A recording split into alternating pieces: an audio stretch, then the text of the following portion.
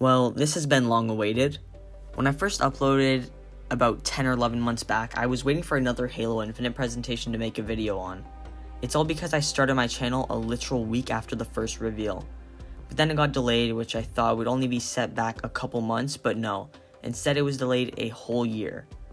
With Halo being announced to release this fall, this presentation is pretty much essential and vital to the game since the first presentation was considered a massive flop for Microsoft. Which is exactly what today's video is.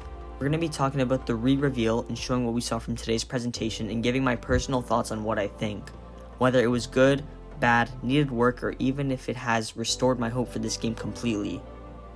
Now before I dive into anything major, I always like to look for 4 main things with games like these. Gameplay, story, graphics, and soundtrack. These are the main essential things, and one thing that is already mastered in this game so far is the soundtrack. The music played at last year's event was honestly phenomenal and even nostalgic in a way. Gameplay and story looks promising, but one thing that needed to be worked on the most during their year-long development cycle was the visuals. It wasn't the worst thing I've seen, but it wasn't next-gen and lacked a lot of detail. But enough of me rambling on, and let's take a look at what 343 has in store for us this year.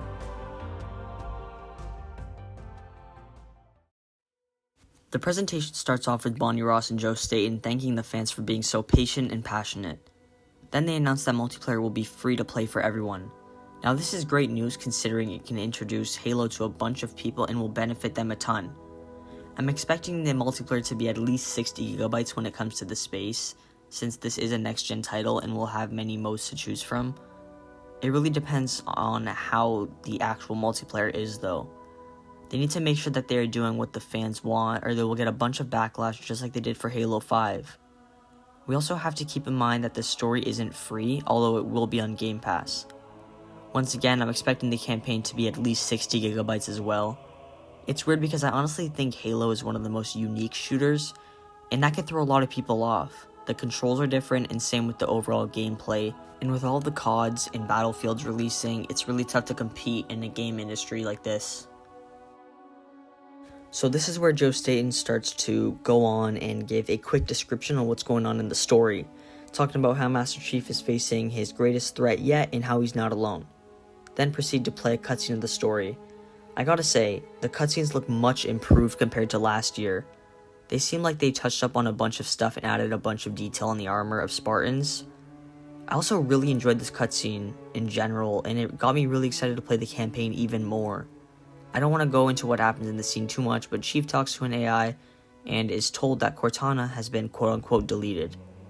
I've been waiting so long to play this campaign and I'm genuinely too hyped to see more of it. They proceed to dive deeper into the multiplayer and show an incredible trailer. There's kind of a lot of things to talk about since I noticed quite a bit. First of all, the thing that people worried the most about was the grapple. It's my main concern as well in the multiplayer since I'm not too sure on how balanced it is. But I believe that it is either a cooldown item or a pickup item, which made me feel much more relieved. I mean, I can't complain too much because it looks so cool. You can grapple weapons, fusion coils, and even onto vehicles. This makes the possibilities almost limitless when it comes to what you can do with it. I had also realized the Banish-styled vehicles, the Ghost and Banshee, and even the Wraith got some slight redesigns that look amazing to me. The return of some amazing weapons. We had finally seen the battle rifle in action, which looks slightly different with the crosshair, but regardless looks really good to me.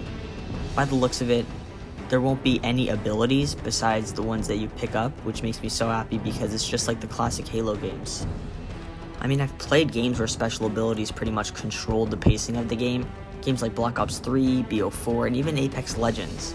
Keep in mind, I enjoy these games a bunch, so the abilities in general don't bother me, except Halo's awkward when it comes to having abilities because the pacing in the game is much more different. That's why when items are picked up, they seem like they're much more balanced and it makes everyone a lot happier. But besides that, that's really all they showcased. So yeah, Holiday 2021 is the official release date, but we don't have an exact date. You know, I get really worried when they don't show a specific release date because it makes me think that they aren't sure the game will be done by then. But I do have to say this game looks much better visually in comparison to last year. The story, gameplay, music, and graphics all seem really good to me so far. But that's all for today. Sorry for the shorter upload, but I didn't really know what to expect with this presentation. It could have been 30 minutes or it could have been 3 minutes. Regardless, if you enjoyed the video, be sure to leave a like or consider subscribing. I've also been streaming on Twitch, so here are some clips. What is he gonna do? Can you jump up here? No! He can't get up! He did! Oh, they're fast, bro! Oh, yeah, my god, oh my god, no! No! Oh! No! No chance! I'm out. Annoys me. It's I not a hate bad this scope. gun so much. Best of No, luck, yeah, I know, soldier. but this gun is Folks back home are terrible. counting on you. Oh my god, this gun's amazing. Friendly, so that Oh my god, this Hold gun's on. amazing. Consider following the Twitch as well, since it could be pretty fun to watch sometimes. But that's all, and until the next one, see ya.